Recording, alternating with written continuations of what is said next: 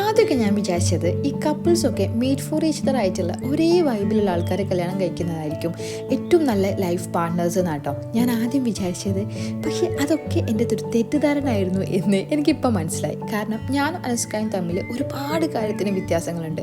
നമ്മുടെ സ്വഭാവങ്ങളാണെങ്കിലും ഞാൻ ഒരുപാട് സംസാരിക്കുന്ന ആൾ അങ്ങനെ ഒന്നും സംസാരിക്കില്ല, നോർമൽ. പക്ഷേ എൻ്റെ അടുത്ത് എല്ലാ കുരുത്തക്കേടുമുണ്ട്. രണ്ടാമത്തത് നമ്മൾ ഫുഡിൻ്റെ ആണെങ്കിലും ഞാൻ എങ്ങനെയൊക്കെ ജങ്ക് ഫുഡ് കഴിക്കണോ എന്ന് റിസർച്ച് നടക്കുമ്പോൾ ആൾ എങ്ങനെയൊക്കെ നല്ല ഹെൽത്തി ഫുഡ് കഴിക്കണമെന്ന് ആലോചിച്ചിരിക്കുന്ന ആളാണ്. അപ്പം ഞാൻ പറഞ്ഞില്ലേ, ഇത്രയും നല്ല ഡിഫറൻസ് ഉണ്ട് നമ്മൾ തമ്മിൽ. പക്ഷെ ഇതൊക്കെ നമ്മളെ കണക്ട് ചെയ്യുന്ന ഒരേ ഒരു സാധനമാണ് എന്ത്? ഈ സ്നേഹം. ഈ സ്നേഹം ഉണ്ടെങ്കിൽ ഇതൊന്നും ഒരു പ്രശ്നമല്ല എന്നുള്ളത് പണ്ട് ധ്യാൻ ശ്രീനിവാസൻ ഒരു ഇൻ്റർവ്യൂവിൽ പറഞ്ഞിട്ടുണ്ട്. അത് സത്യം കേട്ടോ. അങ്ങനെ ഇന്ന് 3 വർഷമായി നമ്മൾ കല്യാണം കഴിഞ്ഞിട്ട് അൽഹംദുലില്ലാഹ് മാഷാ അല്ലാഹ് നല്ല റാഹത്തായി പോകുന്നുണ്ട്. ഇനി ഇതുപോലെ തന്നെ നല്ല സന്തോഷമായിട്ട് പോട്ടെ.